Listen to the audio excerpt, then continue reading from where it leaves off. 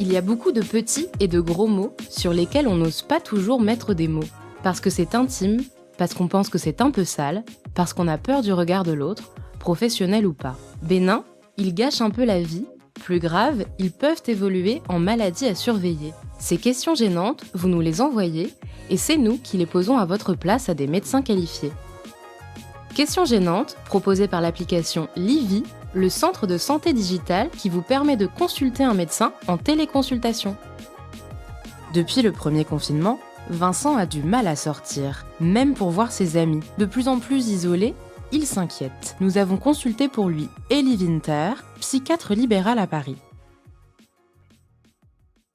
La première question, c'est de savoir est-ce que c'est très grave ou pas si grave que ça. Est-ce que la personne dit « j'ai du mal à sortir et aller voir des amis » et en réalité, hier, il était chez un ami, avant-hier, il était chez ses parents, il a passé le week-end avec des copains, il a du mal à le faire, mais il le fait. Et donc, bon, on peut causer, il y a des choses importantes, mais c'est pas une urgence.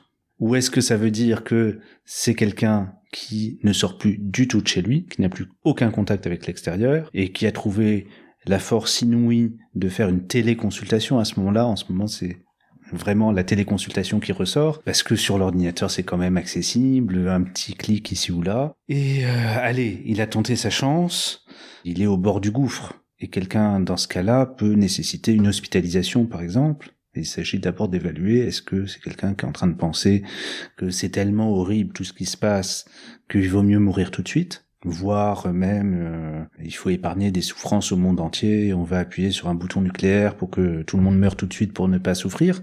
La folie psychiatrique peut aller très loin. Est-ce que c'est quelqu'un qui était déjà paranoïaque avant, s'imaginait déjà que on lui envoyait des ondes, toutes sortes de dangers sur sa route pour le persécuter à longueur de journée, et maintenant on lui envoie le Covid comme par hasard. Quelqu'un qui dit comme par hasard de manière trop répétée, c'est louche. Eh bien, à ce moment-là, se dit oh là là, c'est quelqu'un qui va très mal et qui va pas s'en sortir tout seul. Déjà, première étape, évaluer la gravité. Et puis là, c'est une question où il y a plusieurs diagnostics possibles. Est-ce que c'est quelqu'un qui déprime?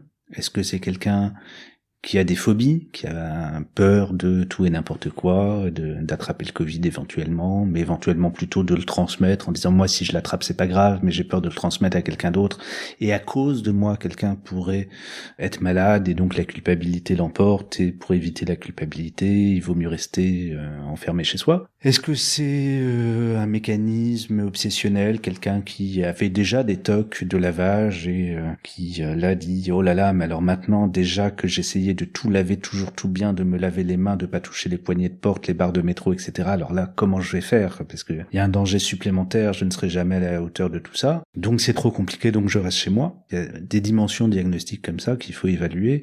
Et là, sur un point d'appel comme ça, un peu tous les diagnostics de psychiatrie sont possibles.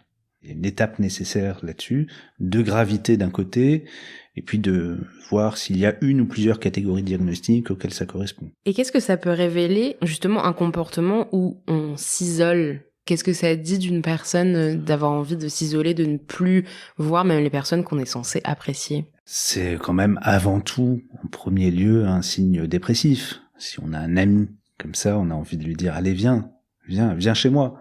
Je vois que tu t'isoles, mais me fais ressentir de la tristesse quand je pense à toi dans cette situation. La tristesse que je ressens, c'est sûrement un petit peu la tienne. Viens, moi aussi, de toute façon, je m'emmerde un peu seul chez moi. Il y a pas mal de gens qui font des choses comme ça en ce moment. Et puis bon, il faut faire la part des choses entre le réel. Il y a des jeunes qui viennent de passer le bac, qui sont là une année de fac où ils voient très peu de monde, où ils n'ont pas l'occasion de rencontrer, de connaître des nouvelles personnes, puisque à la sortie du bac, dans un nouvel univers où on ne voit pas les gens, où on peut pas parler entre les cours, on peut pas s'échanger des feuilles, des cahiers, des machins. Effectivement, c'est vite difficile, en tout cas, triste et déprimant. Il y a aussi tous les gens qui sont dans des situations réelles, économiques, qui les mettent en danger, des effets réels. Et puis il y a des gens qui sont dans une sécurité matérielle, leur emploi n'est pas en danger, ou ils sont retraités et vaccinés, donc on pourrait se dire allez ça va maintenant, voilà. Mais on se laisse emporter par des choses tristes du monde. Quand on se laisse plutôt emporter par les choses pessimistes que par les choses optimistes, là encore, souvent c'est qu'il y a des cicatrices mal refermées, que c'est l'occasion de revenir dessus et que à ce moment-là c'est intéressant justement de pouvoir consulter un psychiatre, psychologue, déjà au moins un psy, après l'orientation se fera s'il y a besoin de changer, pour voir ce qu'on avait réussi à tenir bon jusque-là et puis qui craque à cette occasion. C'est vrai pour le Covid, mais c'est vrai pour les burn-out aussi, c'est vrai pour quantité d'événements de la vie, les séparations, tout ce qui tenait bon, mais ne tient plus à l'occasion d'un événement, et qui peut être l'occasion de s'intéresser à pourquoi j'ai des mécanismes qui se répètent, pourquoi je redéprime souvent, est-ce qu'il y a des choses qui vaudraient le coup, que je m'intéresse à moi-même.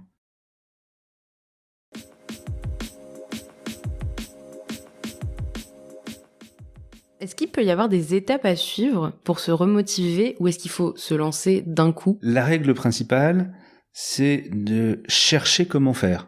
Je me mets là dans un état d'esprit où, même si ça met 3 jours, 1 semaine, 10 semaines, 3 mois, n'importe, mais je vais m'en occuper, je vais trouver la réponse. Donc, souvent on a besoin d'aide pour ça, parce que justement, quand on est dans cette situation, on ne sait pas. Après, qu'on utilise un protocole ou un autre, il y a des gens, il faut y aller carrément. Mais il faut pas se mettre dans une impasse, quand même. Dans un truc, on va juste se casser la figure, avoir mal, et du coup se renfermer encore plus. C'est la limite. Mais si on peut relancer, allez, je sais que j'ai un groupe d'amis qui a une maison à la campagne et qu'on peut être tous ensemble là-bas, ça me fait un peu peur mais j'y vais, voilà. S'il y a toutes les chances que ça marche, si les amis sont bienveillants, voilà, pourquoi pas. Sinon, l'important c'est de chercher et de dire tiens, là j'ai raté, ça n'a pas marché, donc qu'est-ce que ça m'apprend, comment je vais faire pour y arriver quand même. Effectivement, ça peut être crescendo, c'est très bien de le faire crescendo avec un ami qui vous tient la main, qui tout le monde est masqué, voilà, et puis petit à petit voir dans quel cas on peut sortir un peu plus longtemps, aller quand même dans un magasin, faire les courses le samedi après-midi dans un supermarché, ou chercher toutes les pistes possibles. Mais l'important c'est de tenir bon. Il est normal de rater. Souvent, quand on a des angoisses ou qu'on déprime, on veut pas faire quelque chose parce que ça ne va pas marcher, comme si c'était à ce moment-là la fin de l'affaire. On peut s'autoriser à essayer quelque chose et rater 10 fois. C'est pas grave, ça. Entre rester chez soi ou rater 10 fois, au moins quand on rate, on apprend des choses. De pouvoir réessayer et mettre dans le protocole qu'on envisage que oui, il y aura des échecs. C'est pas le problème. Est-ce qu'on peut se servir des solutions médicamenteuses comme d'une solution ponctuelle pour, entre guillemets, relancer la machine ? Pour des gens chez qui c'est trop grave, on peut leur parler de tout, on a l'impression que le cerveau est éteint, et que oui, à ce moment-là, on va gagner du temps, très clairement, en mettant des médicaments, soit des médicaments de court terme, pour calmer l'angoisse, juste le temps de sortir. L'important à ce moment-là, c'est de voir ce qui s'est passé en sortant, de voir que le monde ne s'est pas écroulé. Sinon, on se met à croire que c'est le médicament qui permet que le monde ne s'écroule pas. Non, on est allé voir que le monde ne s'écroule réellement pas, et on avait besoin d'un médicament pour accepter d'aller le voir tellement on avait peur, mais constater qu'on s'est trompé. Et puis, on peut avoir besoin de médicaments à plus long terme, plutôt des antidépresseurs, pour aider à relativiser, effectivement, à relancer un peu la machine. Alors là, c'est le psychiatre qui doit évaluer quel médicament est nécessaire, si un médicament est nécessaire, et avec ces médicaments, il y a toujours faut pas les banaliser. On prend pas un antidépresseur pendant au moins 6 mois, qui va mettre 1 mois à marcher, qui qui est un médicament d'usage assez courant, où il y a des choses auxquelles on fait attention. On prend pas un médicament comme ça pour tout et n'importe quoi, parce qu'on a un petit état d'âme. Mais, faut pas non plus le dramatiser. Si on doit en prendre, on peut le faire, donc il y a un médecin qui coordonne ça. Et s'il y a un médecin qui sait comment on utilise ces médicaments, ça peut aider à prendre du recul, dédramatiser. Et là encore, dans le comprimé lui-même, il n'y a pas la solution. Il y a une aide, un peu de l'huile dans les rouages, un peu une façon de prendre du recul. Encore faut-il s'occuper de la solution, voir que c'est une période formidable où il y a plein de gens qui ont des projets fantastiques pour que la société fonctionne autrement, lancer des nouvelles startups, faire du social, faire de l'art, de la culture, etc. Et plein de gens ont des super projets.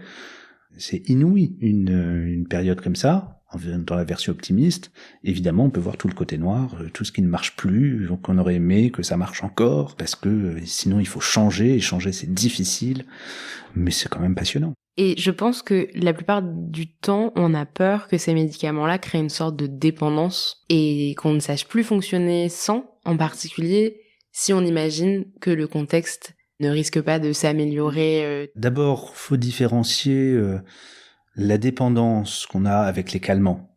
Un calmant, c'est un médicament d'usage court pendant quelques semaines, pas trop.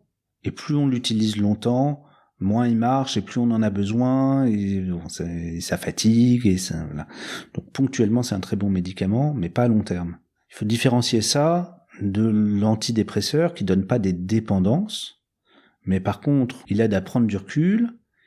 Et si pendant ce temps on n'a rien changé, les mêmes causes produisent toujours les mêmes effets, quand il n'y a plus le médicament, on n'a plus le recul, et on se retrouve comme avant. C'est-à-dire que le médicament juste ne marche plus. Si vous avez mal à la tête, parce qu'il y a une maladie chronique, que vous prenez du Doliprane, ça ne guérit pas votre mal de tête, ça fait que vous ne le sentez pas, et si au bout d'un moment vous arrêtez le Doliprane parce que vous avez l'impression que vous êtes plus malade, et ben vous retrouvez votre mal de tête. Vous n'êtes pas dépendante au Doliprane, pour autant. C'est pas exactement la même chose. L'enjeu de ces médicaments, c'est que ça aide à reprendre le contrôle de ses pensées. Quand on est complètement abruti par l'angoisse, par la dépression, qu'on n'arrive plus à réfléchir, on se met à tourner en boucle, on ne réfléchit pas. Vraiment, on fait pas une pensée élaborée qui permet de prendre du recul et de trouver une bonne solution, de changer de point de vue, de comprendre des interactions qu'on ne comprenait pas. Sous médicaments, on peut plus facilement faire ça. Avec une psychothérapie, on est censé faire ça, mais effectivement, à condition que le cerveau soit suffisamment actif pour. Et à ce moment-là, avec ces médicaments, on avance plus vite. C'est ça qui est le plus important, c'est ce qu'on va faire de travail psychothérapeutique pendant ce temps-là. Mais la plupart de ces médicaments sont prescrits par des généralistes qui n'ont pas le temps ni la formation de faire des psychothérapies. Et il se trouve que souvent, le travail se fait naturellement. Et au bout d'un moment, les gens arrêtent quand même ces antidépresseurs, et pendant ce temps-là, ont déjà avancé sur beaucoup de choses, tant mieux. Mais quand ça marche pas, quand les gens ont vraiment besoin de garder les médicaments, c'est qu'il y a un problème qui est toujours pas réglé. Et effectivement, il y a des gens qui gardent des années des médicaments comme ça. On se dit que c'est quand même très dommage. L'enjeu de ces médicaments, c'est toujours au moment où on les prescrit, de réfléchir à qu'est-ce qui permettra de les arrêter. Comme quand on prescrit un arrêt de travail, c'est pas un traitement pour la vie. Non, c'est là aujourd'hui vous avez besoin de vous reposer, mais réfléchissons d'emblée à comment on va faire pour que vous retourniez au travail, que vous repreniez une vie normale, épanouissante, heureuse, avec plein de joie, de bonheur. Comment reprendre la vie normale.